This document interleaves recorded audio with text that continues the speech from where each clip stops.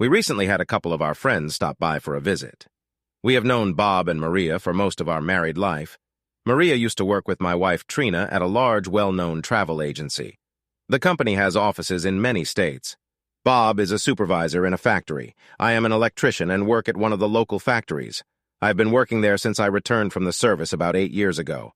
The four of us were watching an old movie called Same Time Next Year, which was about a man and a woman who had been lovers for many years.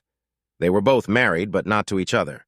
They still loved each other and agreed to meet and be lovers every year at about the same time for a week. The rest of the time, they would live normal lives with their spouses and families. Our wives cried at the end of one of the novels when the couple had to go home to their families. "What nonsense," I said. "They're both cheating on their families and you both think it's so sad. They should be found in the arms of their lovers and shot," was my reply. "Andy, how can you say that? They were true lovers and only met once a year," Maria replied. I spoke up. "So what you two are saying is that I can have sex with my ex-girlfriend once a year as long as Trina doesn't find out about it." Trina was furious. "You bastard. This isn't about you and your old horror, Melissa. This is about people who are really in love. I doubt you'll ever be able to understand that." Bob could see the tension was getting out of control. Time out. "It's just a damn movie. I don't think we should all sit here and argue over a stupid movie." "Bob," I asked, "if this woman was your wife, would you say it's okay to have an affair once a year? If I caught Trina doing that, I'd throw her out on her ass. And Trina, you had no right to bring Melissa into this just because she was my girlfriend before I met you. Hell, I didn't say anything about you and your old lover, Zach. Look, this is getting out of hand. Let's just stop talking about the movie," Maria said. "No," I said. "I want to know Bob's answer. What would you do, Bob, if Maria wanted to do what the woman in the movie did?" "Look, Andy, Maria wouldn't do that. I'm not going to answer questions based on some damn assumptions. Maria is too good a person to do that to our marriage," Bob replied. I glanced casually at the girls, and for a moment, something flashed between them. I couldn't tell what it was, but a chill ran down my spine. Maria got up, sat on her husband's lap, and kissed him. I guess in their happy heads, always well and fine. As for Trina, she didn't smile at me. She stood up and offered everyone another drink. I turned off the movie, and the four of us went into the kitchen to play cards. Men have always been against women. I have to admit that the cold made me think. In the days that followed, I did a lot of thinking. When I graduated from high school, I enlisted in the Army. I signed up for 3 years, 2 of them overseas. I went to prom with my girlfriend, Melissa. I really believed I loved her. She was my first love and the first woman I ever made love to. I always thought we were a great couple and would be together forever. I guess I was just too naive at the time. The last time we made love was a week before I had to leave for duty. She never saw me off because she had to go to another ball.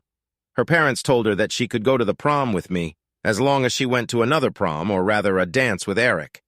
He was the kind of guy who liked weirdos and was in college. There was some kind of celebration going on, and Eric asked Melissa to go to it with him. Melissa made the mistake of mentioning it to her mother. Don't get me wrong, I had nothing against Eric except that he wanted to date my girlfriend. Unfortunately, his mother and Melissa's mother worked together and tried to get them both to start dating. It pained me to know that Melissa would date Eric, but she said her mom told her she had to go, but she promised me she wouldn't even kiss him. I had been abroad for about 4 months when I received a letter from my sister informing me that Melissa was pregnant. I couldn't believe it. Melissa had been writing to me since I left for basic training. Why had she never told me about it? Surely she must have known, especially if my sister Jen knew. The only answer was that Eric had gotten her pregnant. I was furious. I wrote her a letter calling her every dirty word I could think of. I was fighting in a war, and my soon-to-be ex-girlfriend was having fun at home behind my back and didn't even deign tell me she was pregnant. After that letter, I never wrote to her again. I told her not to waste her time writing to me because it was over between us and I would throw her letters in the trash without even reading them. I told her that I hoped she, her illegitimate child, and Eric would have a good life together. I received a letter from her but tore it up and threw it in the trash. I never heard from her again while I was overseas. My sister told me that Mel and Eric had gotten married shortly before the baby was born. They lived in Eric's parents' house, and Eric was taking night classes at college to get a college degree. When I found out I was pregnant, I became a hero. I wasn't brave. I was stupid. I didn't care if I got killed or not. I was there as a superhero, saving the lives of many homeless children running around. I didn't care about myself anymore. I thought I was going to come home in a body bag. I didn't care. I was just a stupid soldier who decided his life was over. I couldn't believe it when my tour of duty was over. Not only was I alive, but I received several commendations for bravery. When I returned home, the town threw a party in my honor. I saw many friends and old schoolmates. They all greeted me with handshakes and smiles. I wondered if one woman would show up at the celebration. I saw her in the crowd with a baby stroller and her husband. She turned around and walked away without even talking to me. I wasn't expecting this because of the letter I wrote calling her a slut and a bitch. It's funny how our emotions take over when we get angry. I was sad after meeting her, but I still hated what she did to us. There was a lot of dancing at the party. I saw an old classmate sitting there and asked her to dance. It was Trina, one of the prettiest girls in our class. She was a little out of my league at the time and was dating an athlete from high school. He was every woman's dream. At least that's what the school rumors said. His name was Zach Carter. He was the quarterback of the entire school and was probably excelling. I heard he went off to college after high school. Trina went to a local junior college, earned a business degree, and worked for a large travel agency. Last I heard, Zach was living in another state. I guess he broke up with Trina, dated some woman who had money, and married her. As we danced, we both talked about old times. We soon realized that we had both been dumped by previous lovers, and after getting along quite well, we started dating. I must say that we were both on the upswing in our love lives. After living together for 6 months, we got married. I know it was stupid, but when things are blamed on people, they tend to behave differently. I got a job at one of the local factories and went to apprentice as an electrician. Trina and I actually get along quite well. I think we found that we respected each other and enjoyed many of the same things. I could tell we loved each other, and in a way we did. The sex we had was great. She wasn't afraid to try almost anything. It bothered me a little where she learned many of these things. One day I asked her, and she laughed and pulled out a stack of women's magazines that listed many of the things we had tried. Our real feelings were more like love, but it was a better relationship than many people we knew. Life was pleasant, and we went out with all kinds of friends. One day, when we were walking with Bob and Maria, Trina asked me if I wanted to go to a conference that her travel agency was organizing. Andy, every 2 years our travel agency holds a convention in a different state where we have offices. Last time it was here in Ohio, and this time it was in Florida. It's usually the first or second week of May. They let us bring our spouses with us, even though it's nothing more than a meeting. And they show us the latest tourist destinations and things like that. Would you like to go ask Trina? Honey, I don't want to use a week's vacation in May to go to meetings. Can any of the other employees in your office go with you? I'll go, Maria said. Bob can't go, and he won't want to. Usually Trina, Barb, another girl from the office, and I go together. Sounds good to me. It'll give me a week to get excited for you until you get back, I replied. Trina smiled, and she and Maria went to the women's restroom. I never understood why women couldn't go to the restroom alone. When they left, Bob and I were talking about how lucky we were not to have to go to such a boring seminar. When Trina came back from the seminar, we made love, had sex. Call it what you will. It was some of the best sex we'd had since we'd gotten married. Anyway, Trina got pregnant. I was a happy father. My baby girl was born just in time for Valentine's Day. I couldn't have imagined a better Valentine's Day gift. We were a family now, and everything seemed to have changed for the better. After the baby was born, Trina took 3 months off. My sister Jen offered to babysit, and everything worked out just fine. Baby Renee was my pride and joy. After work, I loved nothing more than cuddling my baby girl and watching her play. The only thing that disturbed my little world was Trina and I fighting. For some reason, she was always throwing Melissa at me. Of course, I threw Zach back at her. It was really stupid to fight over 2 people who were no longer a part of our lives. But when we're angry, we have a tendency to bring up the past. One day, when I got home before Trina did, I asked Jen if she had ever seen Melissa. Every now and then, I see her at the grocery store. She has the cutest little girl she named Andrea. I know you don't want me to talk about her, but she loves her daughter even though she doesn't seem happy. I don't know why, Jen said. Well, next time you see her, tell her I have a daughter too. That's rude, Andy. I'm not saying anything like that. Trina walked in a few minutes later, and we realized we'd better change the subject. For some reason, I couldn't just forget about Melissa. Maybe because deep down, I still cared for her. Maybe because she was my first love. I wonder if other people have similar feelings about their first love. Do we ever relive them? Was Trina able to get over Zach? When it comes to first love, there's always something to think about. Time flew by, and it was time for Trina to leave for another seminar. I really didn't want to go, and neither did Bob. Besides, I had a little 2-year-old daughter to take care of. At least that's how I explained it to Trina. She and Maria went out with her other girlfriend. When she got home, we had great sex again. I thought about telling her to go more often. Every time she came home, the sex was always the best. Again, about 2 months later, she found out she was pregnant. 7 months later, our second daughter was born. We named her Ashley. Valentine's Day was starting to become a pretty good day in our house. Life went on. We lived ordinary lives and fought. The funny thing is, the longer we were married, the less we had in common. I often wondered if we would have divorced if it weren't for my 2 sweet daughters, Renee and Ashley. I finally got my electrician's license. It meant more time to work, but also more money. I used to spend my free time with the girls. I realized that soon they would grow up. I wanted to spend as much time with them as possible. Trina and I got along, but it wasn't like love. I know I keep saying this, but I felt like we were just doing our chores. It seemed like most of my friends had similar marriages. We all looked alike from the outside, but behind closed doors, we were like 2 strangers living in the same house. I tried to joke and banter with Trina a few times, but it usually ended in some sort of argument. When she was planning her next workshop, I told her I would go with her. I thought it would strengthen our marriage if I took more interest in her work. At first, she seemed excited that I was going, but after a couple days, she calmed down a bit. A few days after that, Bob called me and asked if I wanted to go to Canada and fish with him while the girls were at the seminar. I tried to explain to him that I had told Trina that I would go with her. Believe me, Bob, I'd rather fish than go to a travel seminar. Just tell Trina, I'm sure she'll understand. I've already got the cabin booked, or I'd change the date. I go fishing every time Maria goes to a seminar. This year, one of the guys couldn't make it, and we had a vacancy. Maria was the one who suggested I contact you. Please, at least mention it to Trina, Bob replied. I was sitting on the floor playing with the girls when Trina came home. The first thing she did was talk about the fishing trip. I think Maria had mentioned it. Andy, she said, I know about the fishing trip to Canada. I think you should go. Really, Trina? I promised you I'd go to the seminar with you. Look, Andy, this is the first vacation you've had since you finished your course and became an electrician. You've earned it, and I'm not going to take it away from you and make you sit through a bunch of meetings. Call Bob and tell him to make room for you in the car. She smiled at me. I couldn't believe how sweet she was.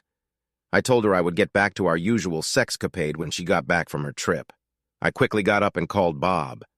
Trina screwed me that night, too. Maybe she's changed. The fishing was great. It was just what I needed to get away and relax for the best part of the week. My sister watched the kids while we were both away. I asked her to keep them an extra night so Trina and I could indulge in some sexual pleasure. Jen just laughed and said she would see me the next day. I had Trina lying on the bed and making love to her. Well, more like rough sex, minutes after she walked in the door. I remember telling her that we were going to try to conceive a boy that night. I don't remember how many times we did it that night, but it led to our 3rd pregnancy. Andrew Jr. was born the following February. All 3 of our children were born within 1 day of each other in February. Right after Andy Jr. was born, I had a vasectomy. I decided we had 2 daughters and a son and told Trina that 3 kids was enough and I wasn't going to use condoms. She didn't seem happy or upset. Of course, why would she be happy? Surely she thought 3 kids were enough too. About a year after Andy was born, Jen told me that Melissa wanted to talk to me privately. What about Jen? What could she possibly want after all these years? I don't know. She filed for divorce from Eric, but I don't know if that's it or not. She seems scared. I think she needs to talk to you. You realize Trina will get really mad if I talk to Melissa? She's never really liked her. I probably elevated her too much years ago. I know I'd be pissed if I found Trina talking to Zach. Hell, I don't even know where he lives. Look, Andy, the last thing I want to do is interfere with your marriage. Maybe you can call her from my house or even meet her there once. We don't talk about sex, just talk. I've always liked her, and I know she wouldn't ask you to talk unless it was really important. The next day, I went to Melissa's house at Jen's house. I felt like I was doing something wrong just by going there. One part of me kept telling me to go home, and the other part of me wanted to see Mel again. Now I was struggling with my thoughts on whether I was doing the right thing. I stopped in front of Jen's house and sat there for a minute, trying to gather my thoughts and wondering what I should say. I felt like a nervous child as I got out of the car and walked to the door. I rang the doorbell. Any other time I would have walked right in, but today was different. Jen came to the door and asked why I rang the doorbell. I didn't have an answer when I walked in. The tension could have been cut with a knife when I looked up and saw Melissa as beautiful as I remembered her standing in Jen's kitchen. She cried and brought her hands to her face. I was at a loss as to what to do. There was no way I expected to see her crying. I walked over to her and held her hands, seeing the tears streaming down her face. She spoke first. "I'm so sorry, Andy. I'm so sorry," she said over and over. She was shaking, and I put my arms around her to comfort her.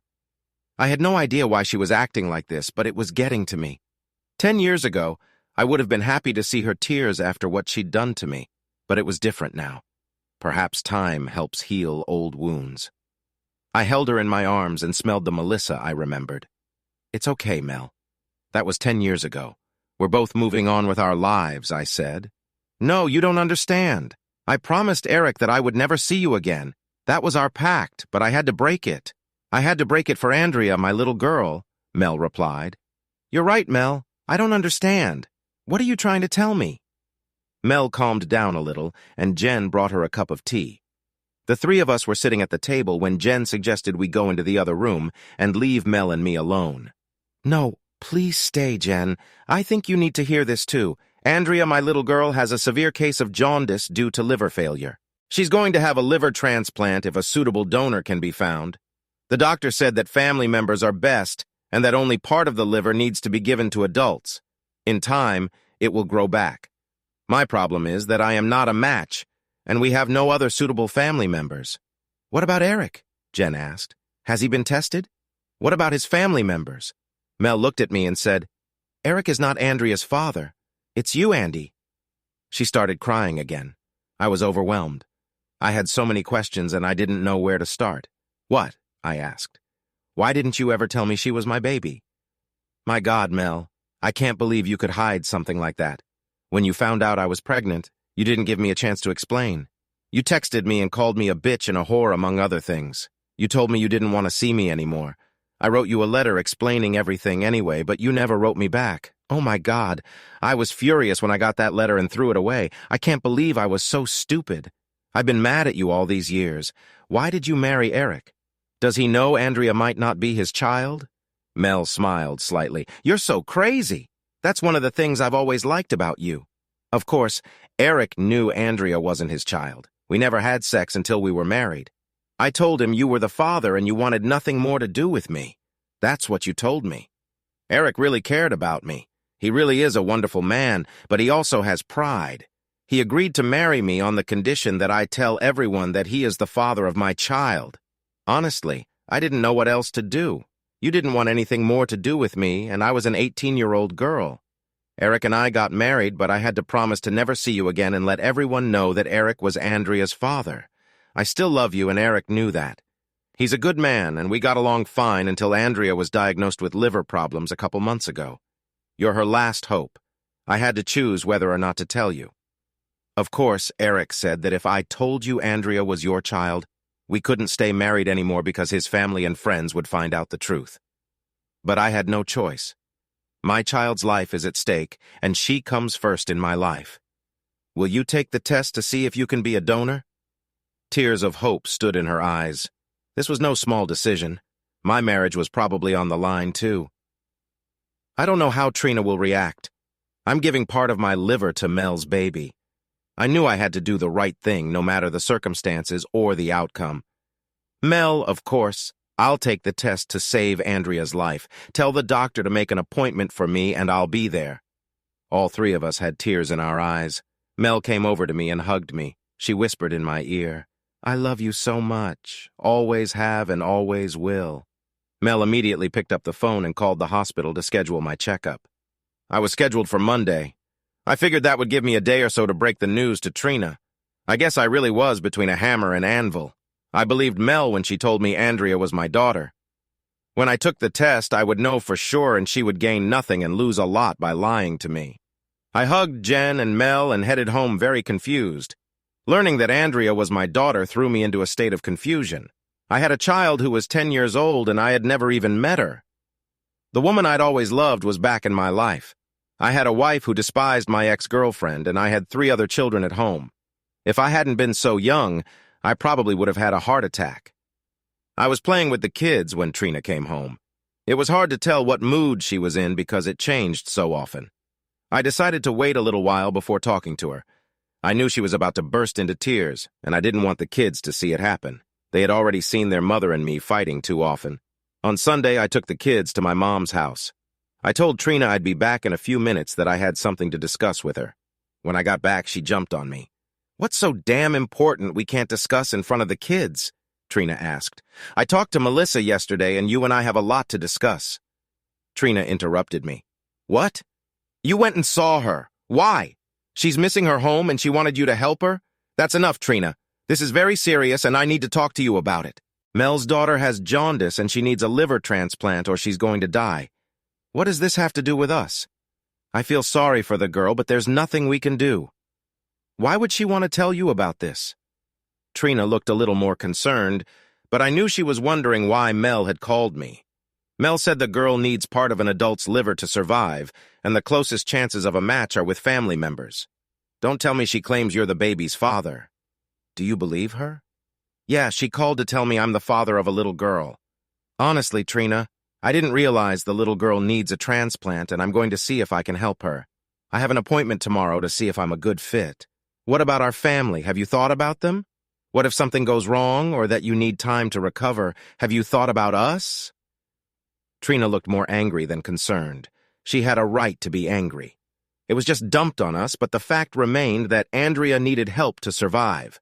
Look, the realization that I can save a little girl's life and the fact that she could very well be my daughter leaves me no choice. I have to do it no matter what you say. You bastard. You put your girlfriend and her daughter before your own family. You are a poor excuse for a man and a father. I'm going to pretend you said that out of anger. If our children needed a transplant, I would support them, and you know it. Tomorrow, I'll know from the test results if Mel's girl is my daughter, and if she is, I'll do everything I can to save her. I will also be involved in her life, whether you like it or not. I just hope you can stop your hate and try to understand. For your information, Andrew, I'm against it. You may love her, but she's not related to me, and I don't care what happens to her. I have children of my own to worry about. And if she survives, I don't want you bringing her into my house. You're just a nasty bitch. I can't believe what I saw in you. I'll help this girl if I can. We'll see what happens next. Are you worried about the girl or her mother? You never got over her, did you? You're pathetic, Andrew, very pathetic. Go to your old girlfriend and give your liver to her daughter. Maybe she'll take you back after I kick your ass out. I'll be watching you and collecting evidence. You better watch your step. I picked up the kids and took them home. Trina came later and hardly spoke to me. I knew that life was going to be hell from here on out. I was checked in and asked to wait an hour while they ran tests. I went into Andrea's room. Mel was sitting there talking to her little girl. Andrea was so pretty. She looked a lot like her mother. She was 10 years old, but she was small because of liver problems. She looked no older than my daughter Renee, who was 6 years old. I walked over to the bed and it startled me a little. She quickly turned around and saw me. She had the most beautiful smile on her face. "Thank you for coming," she said. I looked at Andrea. "Are you my guardian angel?" she asked me. "Mom said my guardian angel would be here today to help me get what I need. Are you him?" I smiled at her. "I'm not exactly an angel, but I'm here in hopes that I can give you what you need. I'll know in a few minutes. You're Andy, aren't you? Mom said I was named after you. Did you know that? I have to tell you that Mom and I talk all the time. She and I have secrets. When I get better, I'll share them with you. Mom said it's okay. This disease may make me look young, but I'm 10 now and I'm pretty smart. Do you have other children?" The way she said it made me wonder. Did she know the truth about me? She was talking about the other kids, wasn't she? She sounded like she was so smart, but her body looked so fragile. God, I hope I'm perfect for her. Yes, honey, I have 3 children at home, all younger than you. When you get well, I'll bring them to you. That would be great. I like kids. I don't have any brothers or sisters to play with, so maybe I could borrow yours. She smiled. I could see it was weak and there were tubes coming out of it. Honey, close your eyes and rest for a while. You need to get your strength back. I'll keep Andy company, Mel said. I'm sure you will, Mommy, Andrea said, smiled and dozed off. Does she really know who I am, Mel? How much does she really know? I asked. Mel smiled. That was so nice to see. Andrea and I have secrets just like she told you. She'll tell you what they are when she's feeling better. Until then, you'll just have to guess. Mel walked me back to the lab. We were asked to wait in the doctor's office. He wanted to talk to us. Mr. Connors, you're a great match for Andrea. The perfect match would be a child, but we can take some of your liver and implant it in the girl. Doctor, she's my daughter. I know that now. I would like you to call her my daughter. The doctor smiled. Well, Mr. Connors, your daughter has a chance for a full recovery. It may take a couple months for her body to fully accept the implant, but she's young and should recover quickly. What about me, Doc? What am I going to go through? You will be put under anesthesia while we remove part of your liver. When you wake up, you will feel like you have just been run over by a truck. If all goes well, you'll need bed rest for a month, and you won't be able to return to work for at least 6 weeks. Over the next year, your body will recover on its own. You're not kidding, are you, Doc? No, you wanted to know the truth, and I believe I will tell it to you. Your daughter is very lucky to have you in her life. Frankly, I don't think she could have lived another month. Now for the bad news. Bad news? You mean you just told me good news? The doctor laughed. Yes, that was the good news. The bad news is that we need to operate as soon as possible. I was hoping you could come in tomorrow morning for surgery. Tomorrow, Doc? Let's start on Wednesday. Tomorrow I will need to come into work and take sick leave. I need you to provide me with all the necessary paperwork, especially if I'm going to be away from work for a while. Agreed Wednesday. I'll have my secretary give you the necessary paperwork. See you Wednesday, Mr. Connors. Just call me Andy, Doc. Looks like we'll be seeing a lot of each other. Mel clung to my hand as we walked back to Andrea's room. There were tears in her eyes, but they were tears of joy. I don't know what to say, Andy. You're putting your life on hold for a few months for my daughter. I'm doing this for my daughter, too. I can't live with myself if I don't help her. As for you and me, Mel, I don't know what's going to happen next. I'm married and I would never cheat on my wife. I've always loved you too, but we each have our own lives now. No matter what happens, I want to stay friends with you and I want Andrea to be a part of my life. I leaned over the bed and kissed little Andrea's forehead. Sleep well, my beautiful daughter. Daddy loves you. Tears came to my eyes as I left the hospital. After I was discharged from the hospital, I went into work to tell my boss what had happened. He said he was surprised. He didn't know any of my children had been sick. I didn't bother trying to explain it to him, but thanked him for helping me get my paperwork and insurance in order. He said my job would be right next to me when the doctor cleared me to come back. When I got home, Trina was waiting for me. So this is your baby? Yes, Andrea is my daughter. The surgery is on Wednesday. I've already taken care of the insurance and talked to work. I won't work for at least 6 weeks, but I'll be paid sick leave. So you're really going to go through with this. What about your kids? Are you going to tell them about your second child? Our children are 2, 4, and 6 years old. If I told them I could save another child's life, they would be smart enough to tell me I was doing the right thing. They know I'll always be there for them. I'll talk to them tonight so they know why they won't see me for a while. Jen said she will help you in any way she can until I get home. Oh yes, your wonderful sister Jen will be there. You know, she can be a pain in the... Sometimes. Don't say that. Don't be so stupid as to speak ill of my sister. She's like a second mother to our kids, and you know it. If you don't need her help, just call her and tell her what a pain in your ass she is. I'm sure she'll leave you alone. Trina fell silent and went into the other room. I called the 2 girls over to talk to them. Andy Jr. came in too, but he had no idea what we were talking about. I told the kids that they had an older sister from another mother and that she was very sick. I tried my best to explain to them what was going on. The girls were almost crying. Save her, Daddy. You have to help her if you can, Renee replied. I will, sweetheart.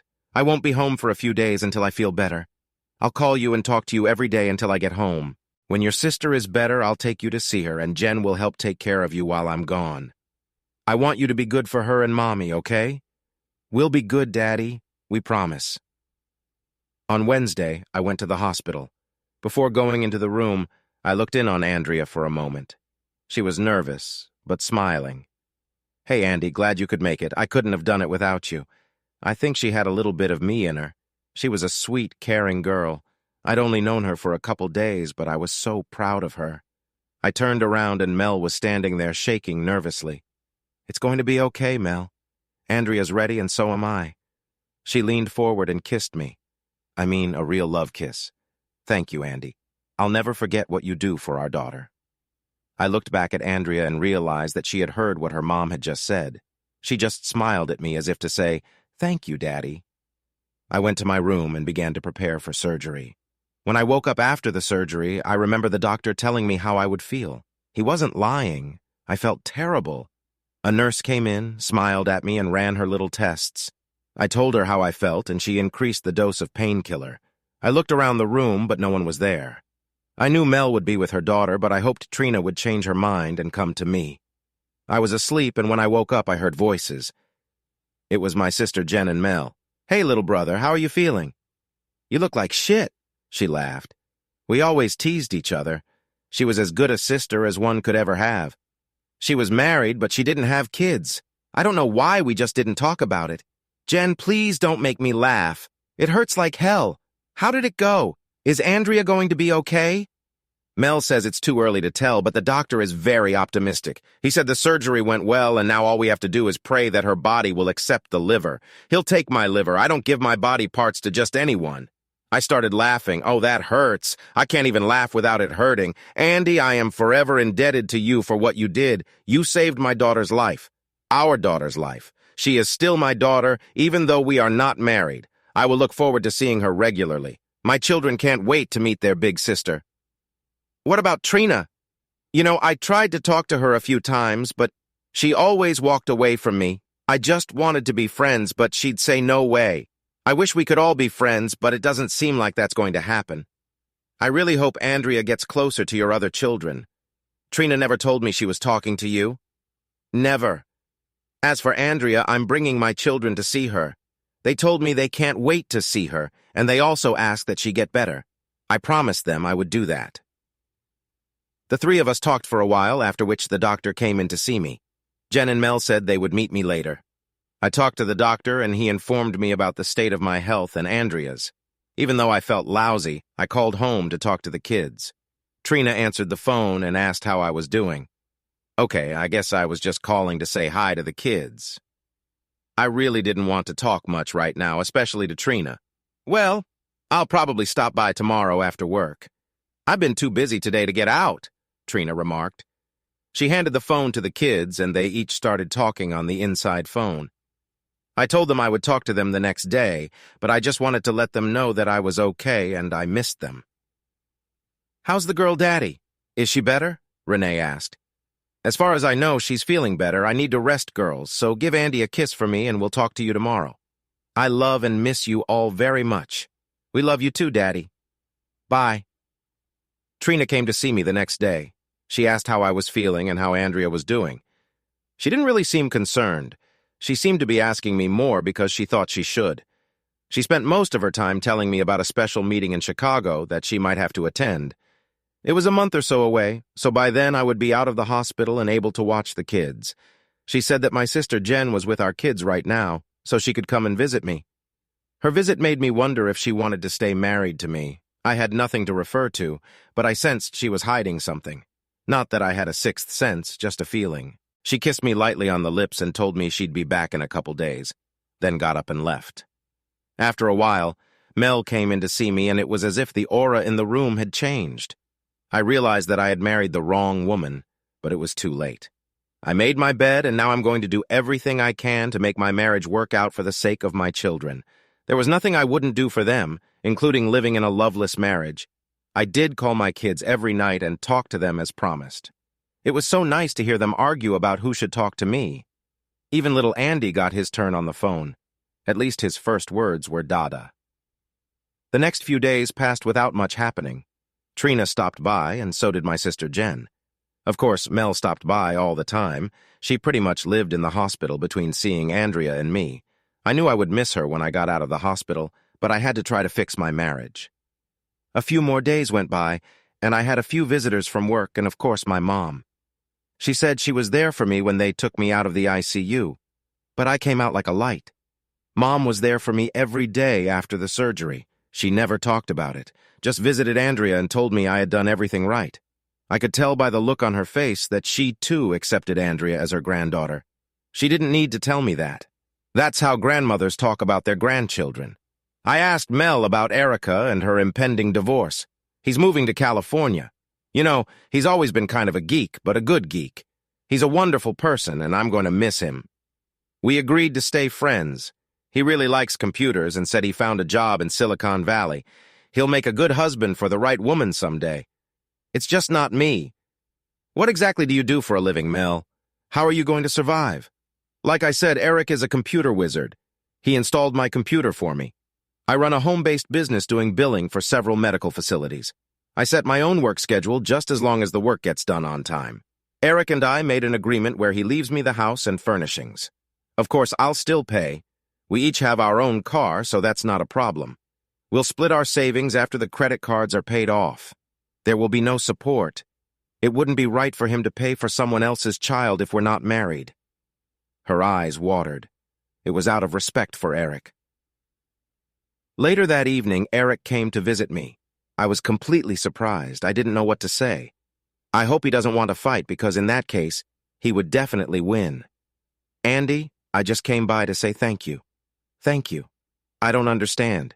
You saved Andrea's life. You will realize she is the sweetest girl, and I will miss her. I'm leaving for California tomorrow. I just talked to the doctors, and Andrea's body seems to have accepted your liver. She's starting to get her color back. Eric, maybe you and Mel can work things out. I know she respects you. Andy, let's not kid each other. If she loved me as much as she loves you, I would have happily stayed after her. I played second fiddle for almost 10 years hoping she'd leave you, but she never did and probably never will. We had a good marriage, but I want my wife to love me, not just respect me. Can you understand that? We don't fight, and we do everything together, but her heart belongs to you. I can't live like this anymore, especially since everyone will know Andrea is not my daughter by blood. So take care of my family. Don't worry about me. Computers are my first love, and I'll be in Silicon Valley. Thanks again, old boy, for giving Andrea another chance at life. You're a really good person. Eric, I'm so sorry. I really don't know what to say. What about Andrea? I know she's going to miss you. You're the only father she's ever known. I have to say that our relationship with Mel was based on respect.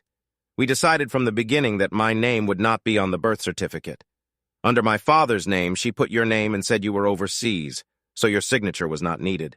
I know Mel and Andrea have been communicating, and they have their secrets. I think she knows about you and Mel. I'm sure she will miss me as much as I miss her. That's why she needs you in her life.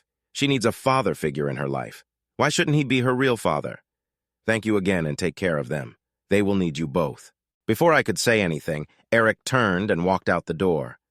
I lay there thinking about how complicated my life had become. At home, I had a wife, a good marriage, and 3 wonderful children.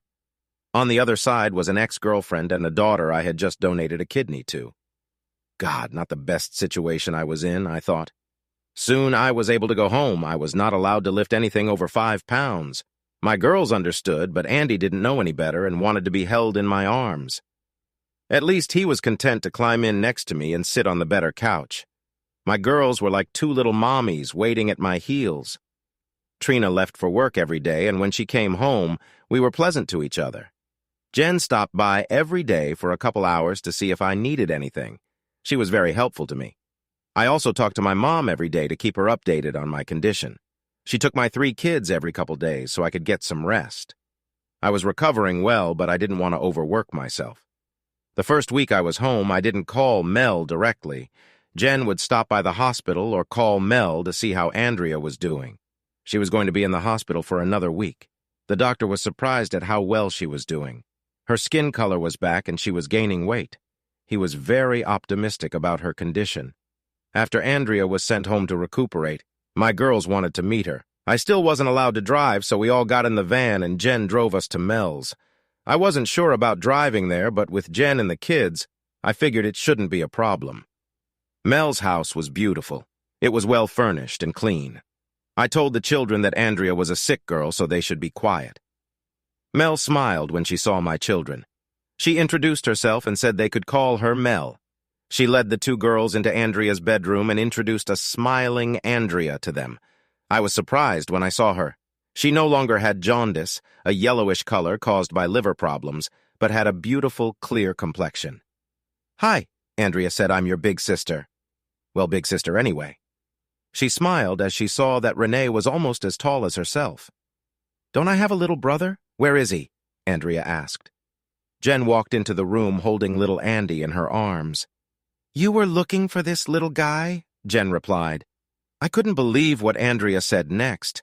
I know I'll never forget it. The things that come out of kids' mouths. "Hi, my sweet brother from the other mom. I'm your big sister Andrea." Andy smiled. Jen sat him on the bed and he crawled over and sat next to his new big sister. Tears came to my eyes. I couldn't help it. But I wasn't alone when I looked over and saw Mel and Jen smiling too. I now knew that Andrea had been informed that I was her birth father. We spent the next couple of hours with the kids, letting them enjoy each other's company. The kids were upset when we told them that we had to leave and that Andrea needed a rest. The girls said they wouldn't leave unless I promised them they could come back again. Of course, I told them that they would see each other often. As we were leaving, I realized that I was going to have to pay for it that night when I told Trina we were going to Mel's. No sooner had Trina walked through the door than the girls informed her that they had met their big sister today. At least Trina had the good sense not to start yelling at me before the kids went to bed. They called me every name they could think of. I tried to explain that nothing had happened and Jen was there with me. Of course, Trina accused me of Jen lying for me and to cover up the affair. My God, Trina, why can't you believe we can just be friends? I've never cheated on you and I never will. My family is too important to me to have an affair. And then you accused me of Jen lying for me. Trust me, Jen would never tolerate infidelity, not even from her brother. I told you the kids wanted to get to know each other and had a good time. Why are you looking so glum? Not everyone wants to cheat on their spouse. I promise you I won't. She yelled some more and we went to bed. We still slept together and I tried to lie next to Trina, but she wouldn't do it. Over time, everything healed pretty well. The doctor told me to wait another month before returning to work. I called the plant and let them know about it. Trina reminded me about her trip to Chicago in a couple weeks. She would be gone for a whole week. I figured I wouldn't have a problem with the babysitter. Now I could pick Andy up and he was happy. The next week, our friends Bob and Maria came over to watch a movie and play cards. The girls chose the movie same time next year. Thus, we bring you up to speed from the very beginning of this story. As I mentioned at the very beginning, something happened between Maria and Mel. I kept thinking about the way they were looking at each other. I saw Trina whisper something to Maria before she and Bob left. I knew something was wrong, but I wasn't sure what. Things hadn't been good between us since the surgery. We hadn't made love in a long time. I decided to give it a try. At first, she pushed my hand away, but I kept trying. "Are you ready?" she asked. "You're going away for a week, and I don't want to wait for you to come back." And yes, finally we had sex. I often wonder why her lovemaking doesn't carry over into our daily lives. Only during sex does she seem loving. The next morning she went to work and I cleaned up the house, something I didn't often help with. There were folded clothes on the dresser and I was putting them away in a drawer. I noticed a package of birth control pills. When she started taking them, I had a vasectomy over a year ago. I pulled them out and put them on the dresser. I opened them to see if she had taken them. I knew I would be asking her about it tonight. God, I hope she has a good reason to use birth control. Our marriage was already on the rocks. I looked around for anything else that might be amusing, but found nothing. We both didn't use the computer much at home, and we had the same email address. There was nothing unusual about that. I checked a few of our phone bills, but they were fine. Maybe I was getting paranoid. When Trina got home that evening, I asked her about birth control pills. "Why did you go through my drawers? You had no right." "Really? I live here just like you do. I didn't peek." After great sex last night, I decided to help clean up the house and was just putting your clothes away when I noticed the pills. Are you going to explain to me why you're taking them, knowing I had a vasectomy? You bastard, you say you trust me, and then you give me the 3rd degree. I'll tell you why I have to take the pill. A few months ago, I was having problems with my period, and I went to the doctor. She advised me to take the pill to control the timing of my periods and make them more regular. Why didn't you tell me you were having problems with a woman? What would you have done? Would have prescribed me pills or told me to go to the doctor like I did. Besides, you were too worried about your other family members at the time. I didn't want to bother you with my health problems. This is inappropriate, Trina. You're my wife, and you mean a lot to me. I'm sorry for doubting you, but I got worried when I saw the pills. I was afraid. I was afraid you might be having an affair. I'm sorry. Okay, now you know why I take the pills. Not because I want to, but because my doctor told me to. After talking to her, I felt better. I admit I still had my doubts, but I wanted to believe her. Thursday night, we had sex again. It was almost an instant replay of that day. Friday morning, she was in a great mood. She kissed the kids and me goodbye before leaving for Chicago. I asked her to come back soon so we could continue what we had started. On Saturday, I took the kids to visit Mel and Andrea. We spent the whole day together like one big happy family. I wish my life with Trina was the same instead of fighting all the time. There were some feelings between Melon and I, but we both knew it was best not to go with our feelings. I was watching TV with the kids on Sunday when there was a knock on the door. I opened it and saw 2 old high school buddies, April and Mandy, had graduated with me and Trina. They were gathering information for our next reunion. They were writing down as many facts as they could so they could print a book and hand it out to all of our former classmates. They got our address from Melissa. I'd forgotten she'd given it to me. I invited the women into the house and gave them all tea. We did all the preliminary preparations. How's it going and what's new? April spoke first. So Andy, tell me what's new in your life and where you're working for our book. I told a few facts about how I joined the service and where I was working now. I didn't know if Melissa had told them about the operation, so I left that out for now. Then they asked me about Trina. I told them about the travel agency Trina worked for. Mandy looked surprised. Oh my God, this is so weird. What's weird about working at a travel agency? I asked. It's just that her ex-boyfriend, Zach Carter, works at the same travel agency, but in Chicago. It's so weird. Old friends working for the same company, but in different states. How do you know that, Mandy? Have you talked to him? No, we talked to his mother last week. She told us all about him and how rich and powerful he is. I remember in high school, all the girls wanted to date him. His mom says he's still in great shape and works out every day. Can I get a copy of his profile? I think Trina would love to get in touch with him. I didn't need the information for Trina. I wanted it for myself. I was starting to smell a rat, a very large rat. I had a feeling Trina knew everything about Zach, but only firsthand. Sure, Andy, I have an extra copy of his profile, but you'll probably have a hard time contacting him. Why? His wife is an Illinois state senator, like Zach's mom said. You'll probably have to get an inspection to see them, Mandy laughed. I laughed with them. I was burning up inside. After I got Zach's character reference, I said goodbye to my former classmates. I wondered if I should call Bob to chat and see if he knew anything about Zach. But I decided not to. I didn't want to implicate Maria in case I needed information from her. Instead, I called Trina's room in Chicago. The phone rang 5 times before Trina answered. She seemed to be breathing heavily. Hi, she said. Well, hello, dear wife. How are you this fine morning? Why are you calling me Andy? We said you should never call unless it's an emergency. Are the kids okay? The kids are fine, but their father is a little pissed off. Why did you call Andy? I don't have time for your silly games. It's Sunday. You don't have meetings on Sunday, do you? Oh, I forgot. You're having one of your secret meetings with Zach right now. Did I interrupt your sex? I'm so sorry. That's enough, Andy. I've heard enough of your nonsense. We'll talk about it when I get home next week. You stupid bitch. I can hear him in the background. I'm going to hang up the phone, Andy. We'll talk about it when I get home. Talk to me now or I'll burn the damn house down. I could hear Zach in the background whispering with Trina. That stupid asshole didn't have the sense to keep his voice down. Why don't you tell your boyfriend to shut up or I'll finish this conversation with his wife, Senator? Please, Andy, don't call her. I heard her say something to Zach. Zach, get your hands off me. He knows you're here. We can't hide it anymore. He's going to call your wife if I don't talk to him right now. How long have you been seeing him? Since you won't answer me, I'm guessing about 7 years now. No wonder you come home and want sex. You couldn't get rid of him, or maybe you wanted to have a baby with him and cover it up by sleeping with me. Please, Andy, I can't think right now. Please, let's talk later. Whose children am I raising, my own or your lover's? Answer me. Whose children am I raising? Please, Andy, I don't know. I honestly don't know. Wow, honesty is not one of your qualities. Gee, I may have to sue my lover for 6 years of child support. I'm sure the senator will want to support my children. Please don't say that. How the hell am I supposed to talk? I've been as honest with you as I could be. I promised never to cheat on you, and I never did, even though you blamed me for our entire married life. On the other hand, you've been having fun with that asshole behind my back for at least 7 years. How the hell am I supposed to tell you about this? Andy, I don't know what to say right now. We'll talk when I get home.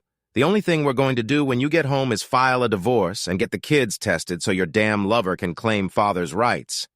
Now go back and enjoy your boyfriend. Just so you know, if the kids pass the test and turn out to be mine, I'll take them away from you. No, you can't take my kids away from me.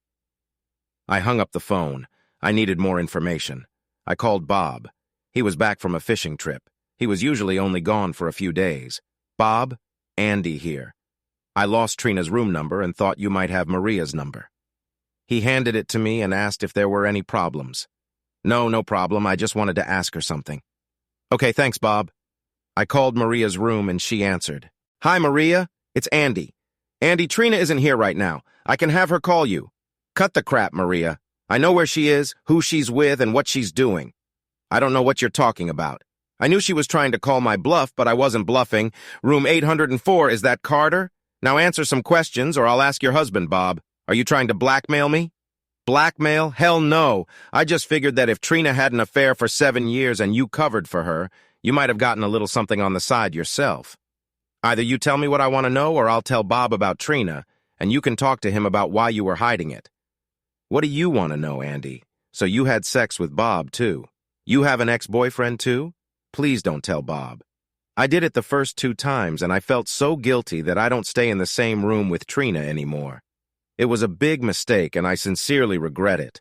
Who was that with Maria? Please, Andy, I told you I did it, and I'm sorry about it. It was some friend of Zach's. I want to forget about it. Don't tell Bob. Tell me everything you know about Trina and Zach, and I promise I won't tell Bob about our conversation. Okay, I'll trust you. You don't have a choice, but I keep my promises. Trina found out that Zach worked at the same agency. She started having an affair with him. As far as I know, it was only at these seminars. What she said about him, and I'll know if you're lying and our deal will be off. She said she always loved him and made a mistake marrying you. I'm sorry, Andy, but you said you wanted to know the truth. She couldn't wait for the seminars to be with him. They hardly ever went to meetings, and they stayed in their room most of the time and went out to dinner. What about my children, Maria? Tell me what you know. Oh my God, Andy, I don't know what to say. She was hoping that all 3 kids were Zach's. It was her way of getting even with you. It didn't make any sense. I never understood why she wanted you to raise Zach's kids. So my kids are actually Zach's. I don't know. She always hoped they would be, but as far as I know, she really doesn't know. Needless to say, Marie, Trina and I are getting a divorce, and I'm going to have the children tested to see who will support them. I will keep my promise to you and not tell Bob about this conversation. In any other matter, I will not lie to him. As for friends, I never want to see you in my house again. I needed someone to talk to. I wanted to talk to Mel so badly, but I didn't think it was wise. I had no idea how Trina would handle the situation, and the last thing I wanted to do was involve Mel in the story. I called my sister Jen and asked her to come over. She sensed the urgency in my voice and said she'd be right over. Jen and I talked it over and thought about what scenarios could happen. I was confused about what to do next. Now I know why the temporary guilty plea exists. I would kill both Zach and Trina if they walked through my door right now. Jen and I agreed that we should call Zach's wife. She's earned the right to know what kind of bastard she married. I looked at Zach's profile and it showed his home number. I called it, but I got the receptionist. I asked to speak to Mrs. Carter.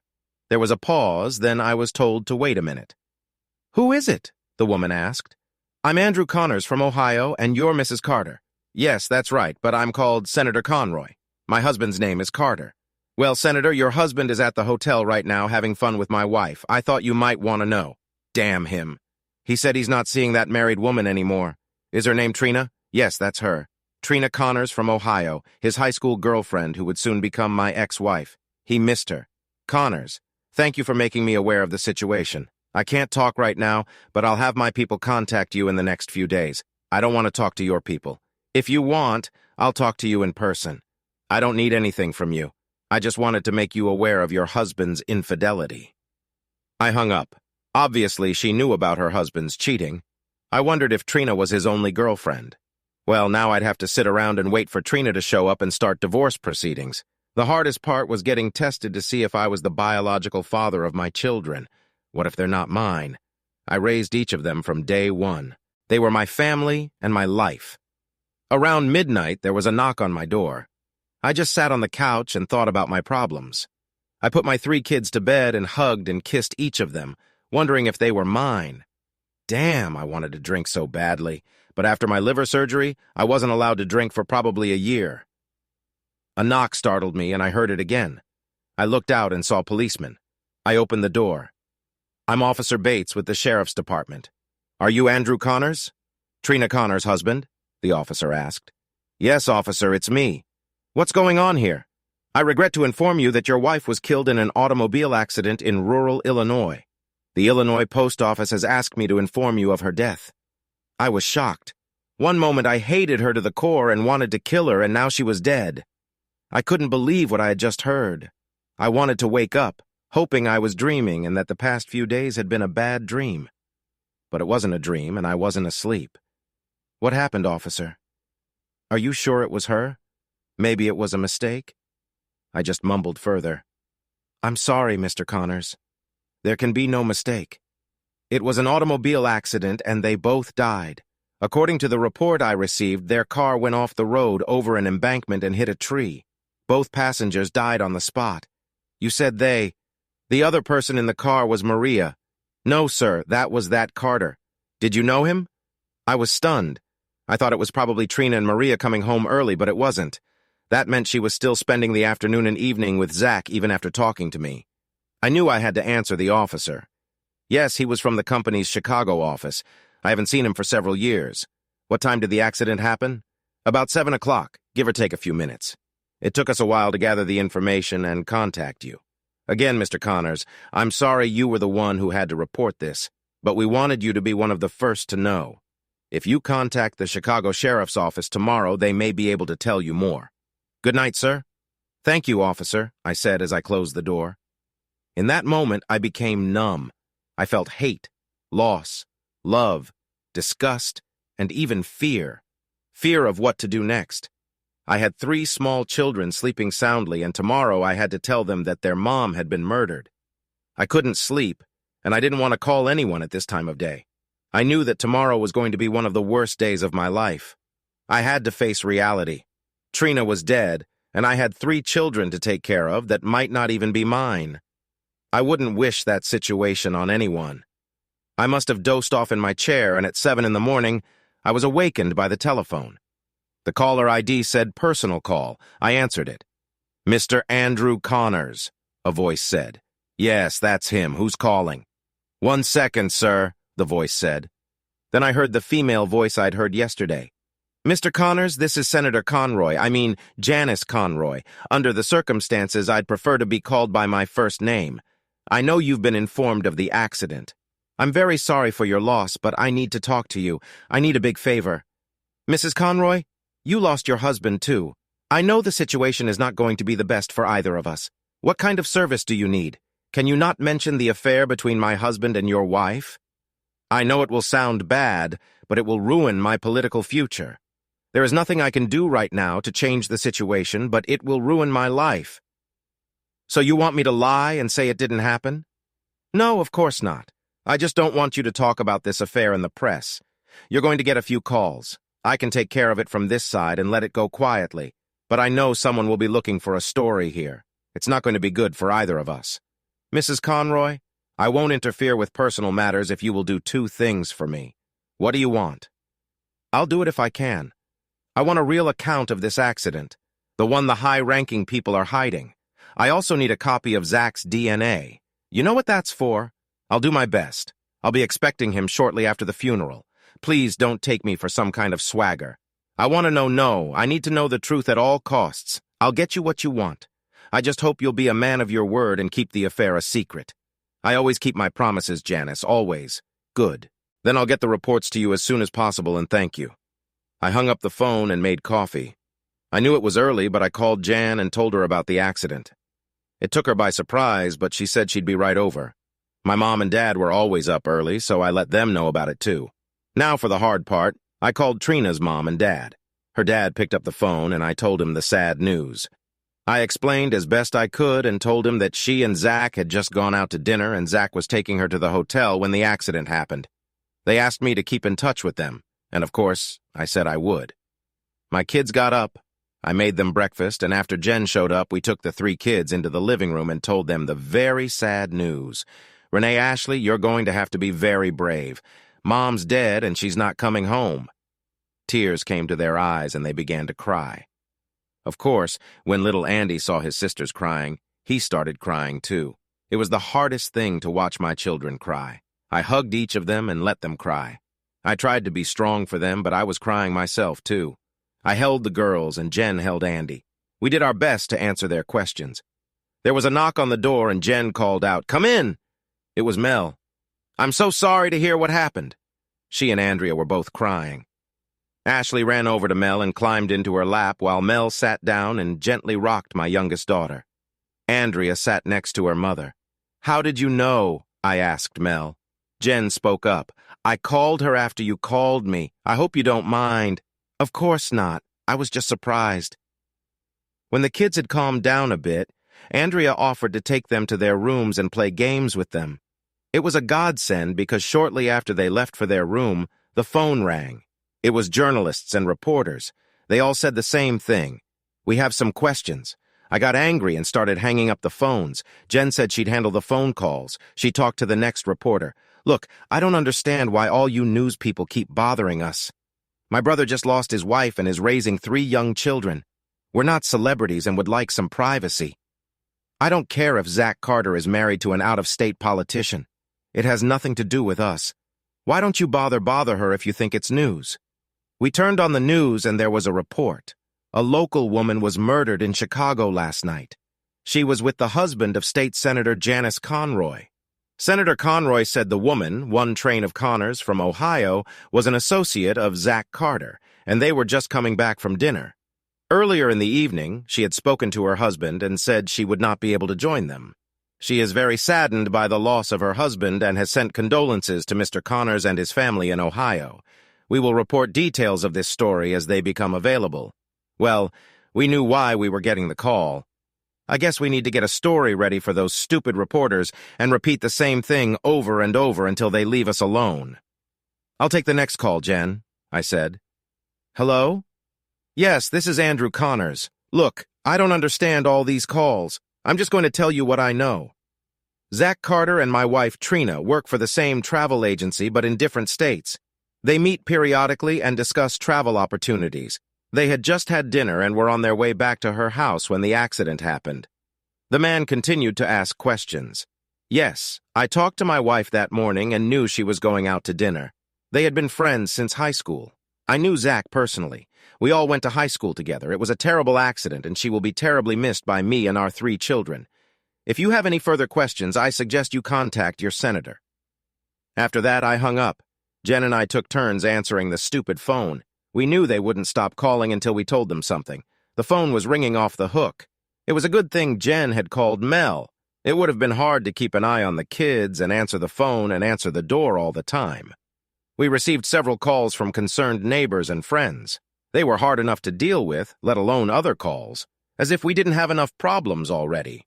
Lawyer after lawyer called us and asked if we wanted to represent them in the event of a lawsuit.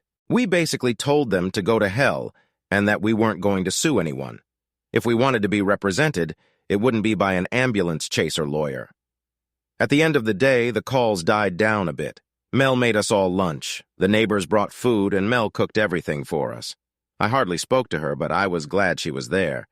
It's strange when there's a death in the family. A lot of people bring you food when you have the least appetite. At least we didn't have to worry about cooking anything. There was a knock on the door, and I assumed it was another neighbor, but it turned out to be a damn TV reporter.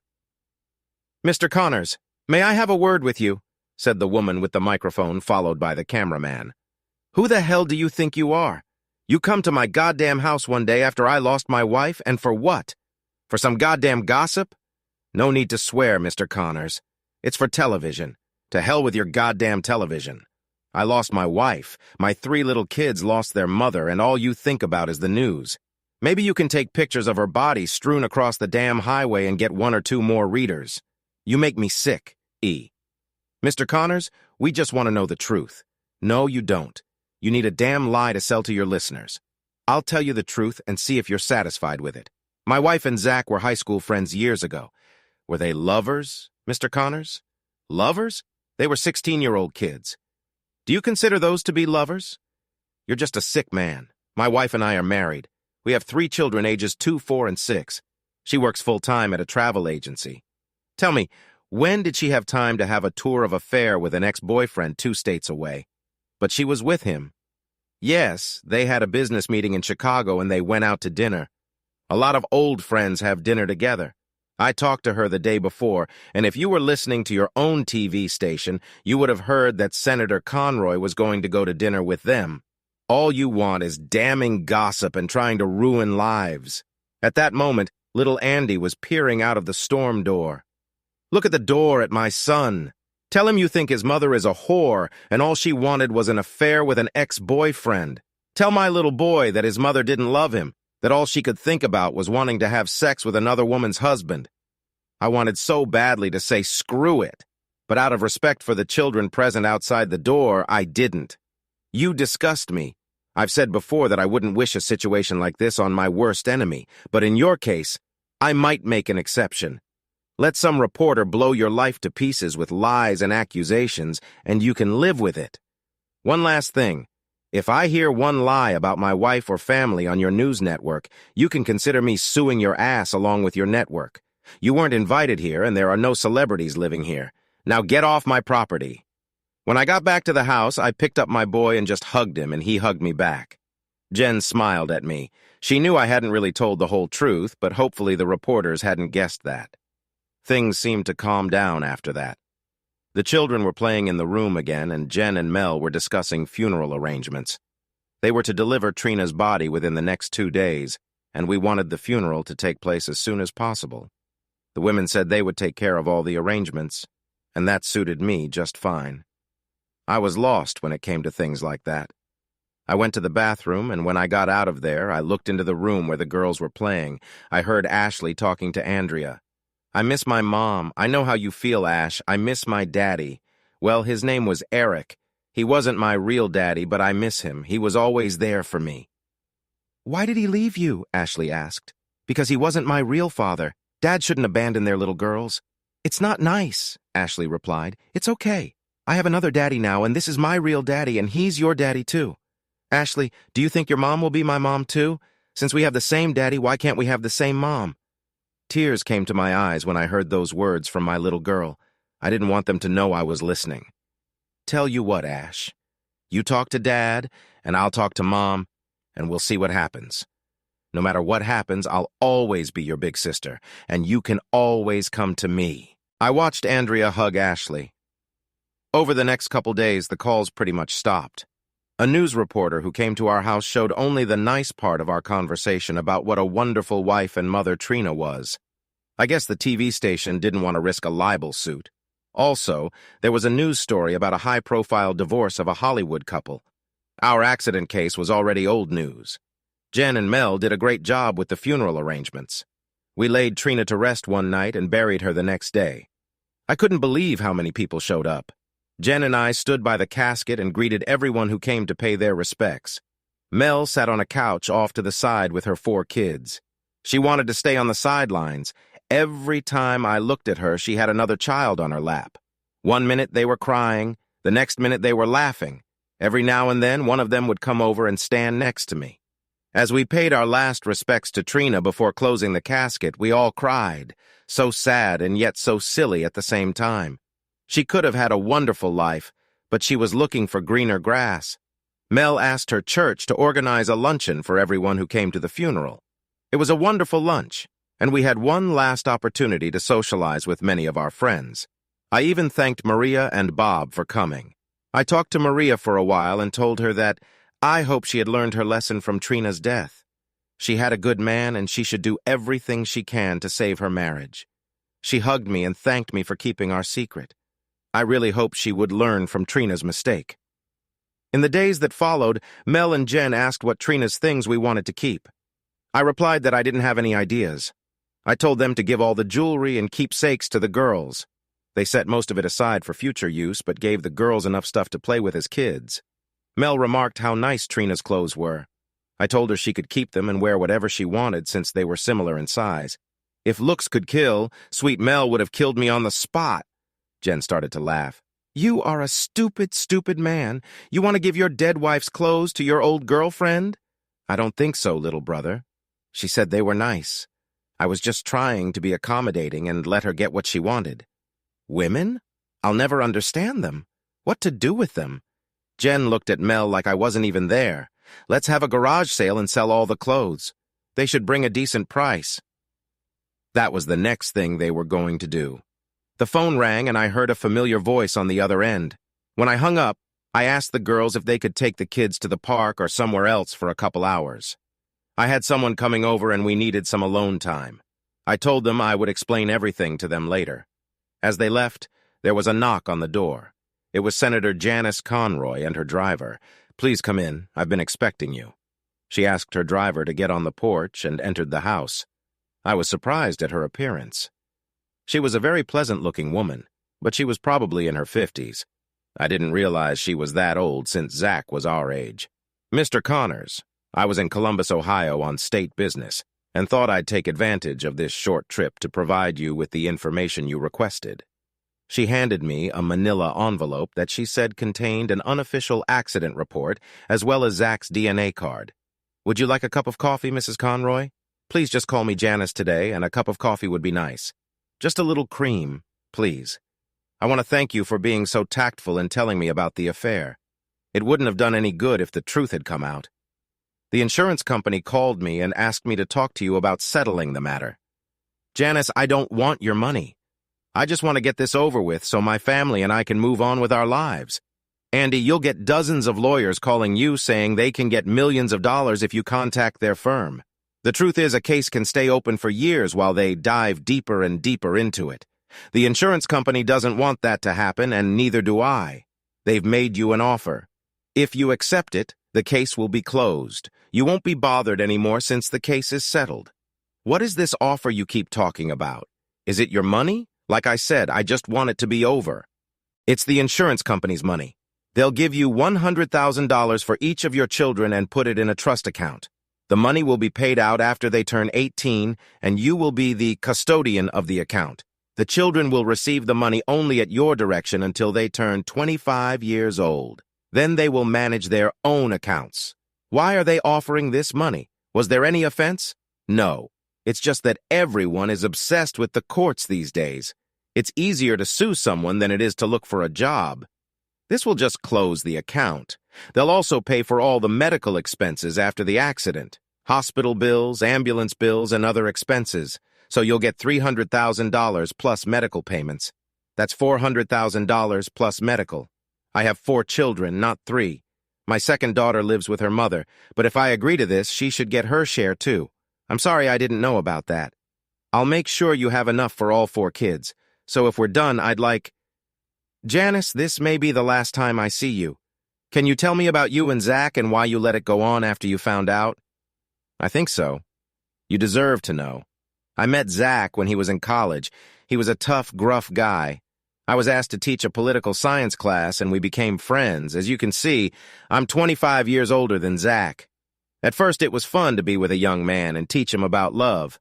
I know you've heard of trophy wives. Well, Zach was my trophy husband.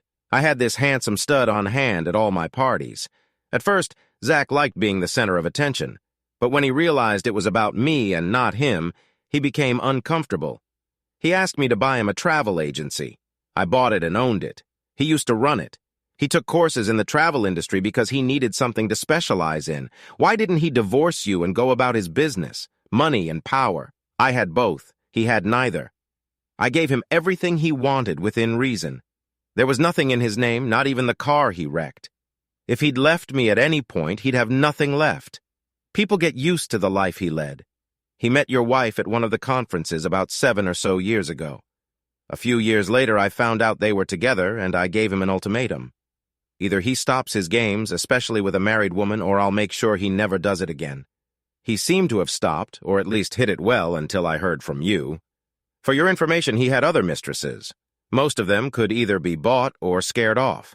I didn't know how to approach your wife since he seemed to see her once every couple years. What will the report say to me? I feel with every bone in my body that it wasn't fair play. According to unofficial reports, Zach had a stick bitten off. The witness said the black SUV struck Zach's vehicle in the rear quarter, causing it to spin and spin out of control. It then flew over an embankment, flipped many times, and came to a stop, hitting a tree. The official report states that the witness was far behind the other vehicles and was unsure if he was hit by the SUV or not. Janice, did you kill them? Personally, I don't. There are forces above me and I can't speak for them, nor do I want to know.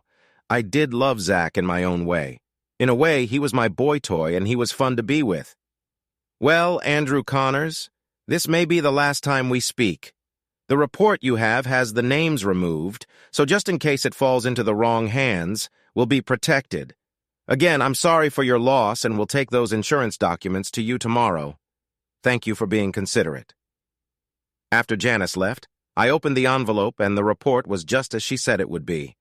Trina really was a slut for Zach.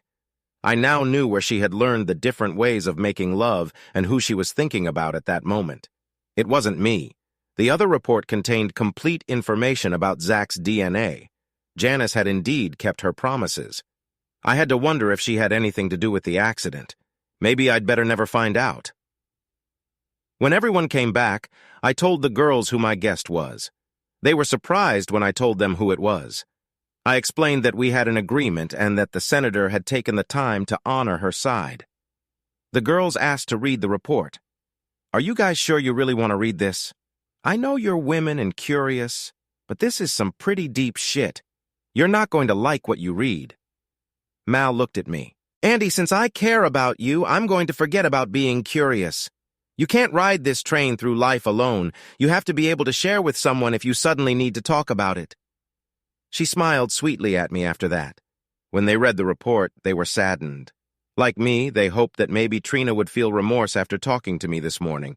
I told them some of what Janice Conroy had shared with me. My sister Jen said, I know it's awful, but maybe Trina's death is God's providence. How much worse it would have been if it had continued if the children were at the center of it all. I knew she was right, only she said it out loud. That was Jen, never afraid to speak her mind. After she left, I sat at my desk reading the report again and looking at Zach's DNA. Mel sat down at the table next to me. What are you going to do with that? She pointed to Zach's DNA report. I have an appointment at the clinic tomorrow to take tests and find out if Zach is the biological father. Don't do it, Andy. For your sake and for the sake of the kids, don't do it. I have to know, Mel. I have to know. Why? Why is this so important right now? Zach is dead. Trina is dead, and nothing good will come from that knowledge. What if you're not the biological father? What are you going to do? Give up the kids, send them to an orphanage, raise them with anger in your heart? Please, Andy, listen to me. You're their father. You've been there for every one of them from day one. You delivered their babies, changed their dirty diapers, but most of all, you have always been there for them. You are the one they call Daddy, not someone else. Don't let those thoughts into their mind and heart. Please promise me you'll think about it, Andy. Think about your children. Okay, I'll think about it tonight. If we go, I'll stop by tomorrow when we're done. Mel kissed me lightly on the lips. It felt so good. She called Andrea and they went home. I did what I had promised and thought it over. The next day, it was the middle of the afternoon when I pulled up to Mel's house. The kids got out of the car and ran to her house. Andrea was at school, but Mel had told them they could play in her room. Renee was supposed to be at school, but I had already canceled her the day before. You did it, didn't you, muttered Mel. I'm sorry, but I promised the kids, I replied. What, you did it for the kids? What are you talking about? I promised the kids that I would take them to McDonald's for lunch, and I'm keeping my promises. She smiled. So you didn't follow through? Well, you know, different thing, not lunch. No, I thought about what you said. They are my children and always will be. I want to keep it that way. So what happens now? I sat on the couch and Mel came over and sat on my lap. After the funeral, we were the closest we'd been aside from the occasional kiss. It was so nice to be around her. She was a wonderful woman. You'll grieve for a while. We'll start dating and then you'll ask me to marry you. I'll say yes and we'll live happily ever after just like in a fairy tale. The most beautiful smile appeared on her face. I smiled too. What if I don't want to marry you? What then? Then I'll just live with you. I already lost you once. It won't happen again. Besides, I've heard that babies talk. They like me. You know that, and I love them. How about sex? Are you good? I started laughing. Honey, it's not just going to be sex with you. It's going to be love, and it's going to be great. Mel was laughing now, too. About that time, Andrea came home from school. She saw Mel sitting on my lap and started smiling. Andrea shouted to the rest of the kids, Renee, Ashley, Andy, come here quickly. There's something you need to see. Mel stayed where she was, not moving an inch. The children came in. The last one, of course, was Andy. They smiled at Mel. Ashley spoke first. Does that mean you're going to be our mom since our mom is dead? With tears in her eyes, Mel got off my lap, walked over to Ashley, knelt down and hugged her. Sweetheart, I would love to be your mom. Your other mom will always be with you in your heart, and I will be here to take care of you. Andy wanted a hug too, so he walked over and Mel hugged the baby. Renee came up to me. Daddy, when are you getting married and where are we going to live? Well, honey, first I want to make sure you kids want us to get married. Of course there is, Dad. What a silly question. We already love Mel and your Andrea's dad. We just want to know where we're going to live. Honey, I haven't even asked Mel to marry me yet. Well, do it, Daddy. Do it right now. All the kids started yelling, do it, Daddy. Even little Andy. I laughed and Mel almost cried.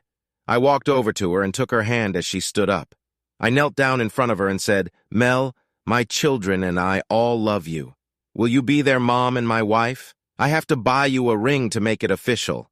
I wasn't planning on doing it today, but I can't think of a better time and better witnesses.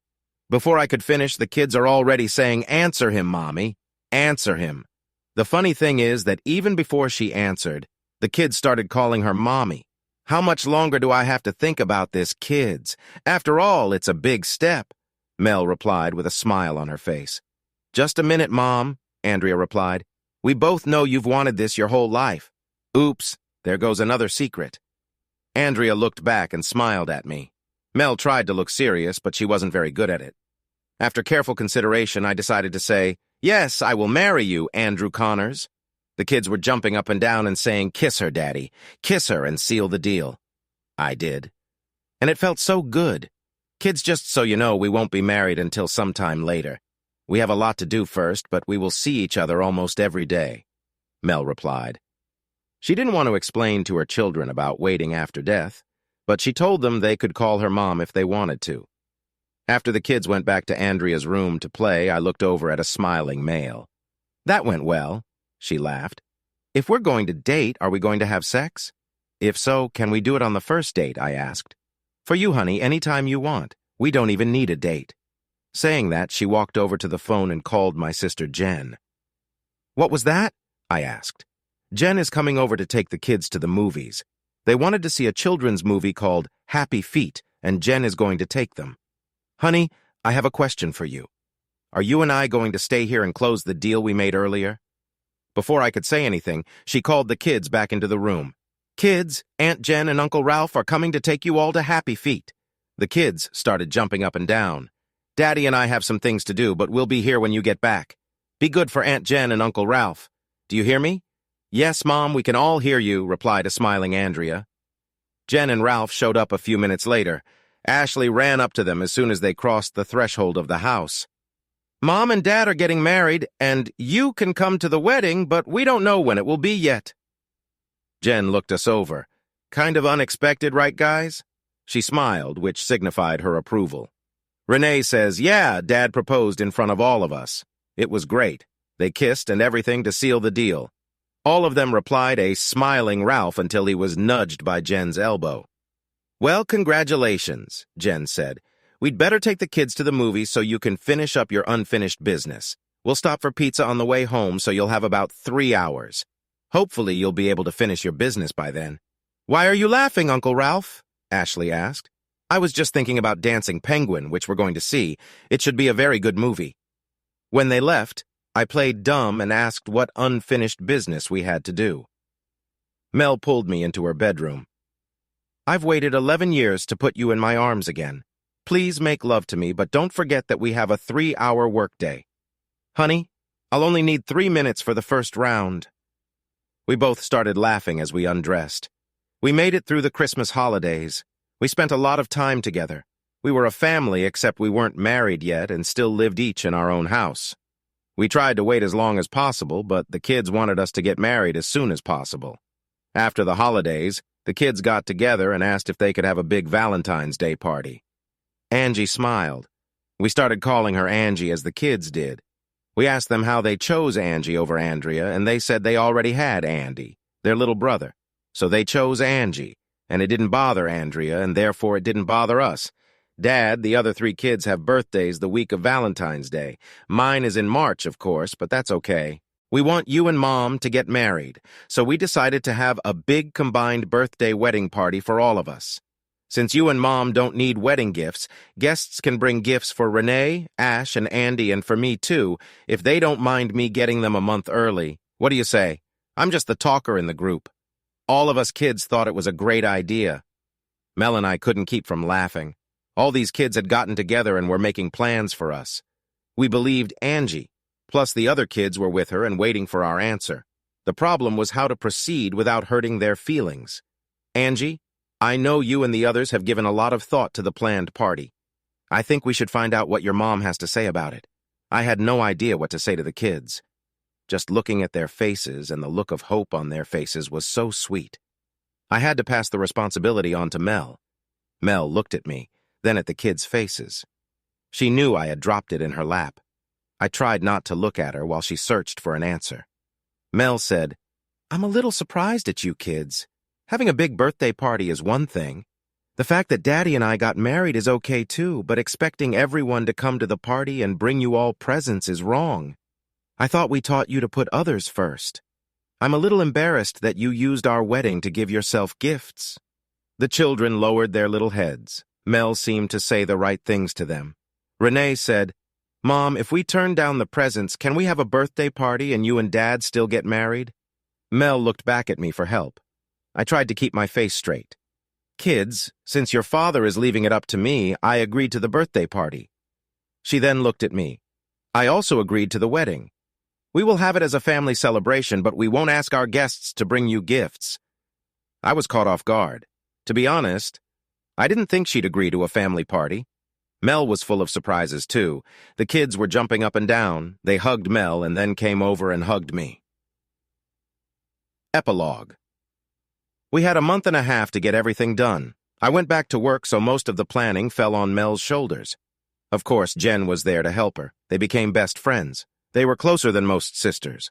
The girls rented a hall at the church, and since she was a member of her church, she had no trouble finding a church and a pastor for the weekend closest to Valentine's Day.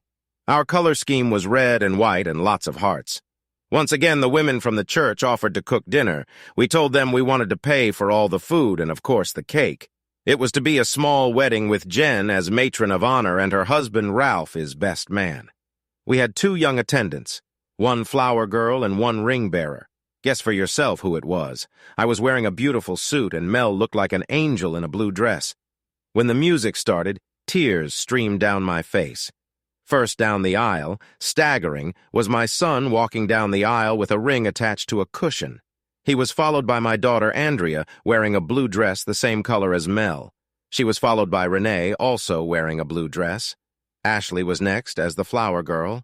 The wedding march sounded and Mel was led down the aisle by her father. When she saw the tears in my eyes, I knew she was feeling the same emotions. I don't know why, but I was nervous. I had married the love of my life after years of turmoil with my first wife.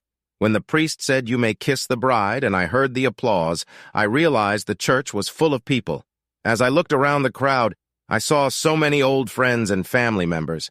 Until that moment, I had been completely focused on Mel. When we walked down the hall, there was a large poster that read, "Congratulations to the Connors family on their recent marriage." A second poster read, "Happy birthday to Renee, Ashley, and Andy Jr., and happy birthday to Andrea, who doesn't have a birthday until March." When the kids saw the banners, they were so happy. There was also a stack of birthday cards for each of them. When we sent out the invitations, we said it was a combined birthday and wedding celebration. It was the best Valentine's Day anyone could dream of. For the honeymoon, we decided to wait until June when the kids were out of school and take them all to Disney World. We shared rooms, the kids shared 2 double beds, and we got a twin bed. We played with the kids during the day and made love at night with the door closed. The kids couldn't understand why we were tired every morning. When we got home, Jen came in to see us and told us she was expecting her first baby. We were so happy for her and Ralph. We knew they had tried, and we were so happy that it had worked out. They had a son. Andy will now have a little buddy to accompany him for the next few years. We decided to sell my house and move into Mel's house. Both houses were big and old but well-maintained. It was better to get away from the stuff Trina had bought. We had an auction and sold most of the furnishings and, of course, the house. The kids were happy beyond belief. They all got new bedroom sets. The insurance checks came in and we put the kids' money, each into their own account for their future. That was the last we heard of the accident. We read that Senator Conroy had been re-elected by a large margin. Apparently, a lot of sympathizers voted for him. It just goes to show that life can throw you a lot of curveballs. But every once in a while, if you hit it exactly right, you hit a home run. That's the way it was for us. I never checked on the kids, but I kept Zach's information in a safe. Maybe someday when I'm old enough, I'll get up the courage to do comparative tests. For now, it's enough for one of my kids to run to me, give me a big hug, and call me Daddy to know that I made the right decision. Thanks for watching. I hope you enjoyed it. So subscribe to my channel and watch the next video.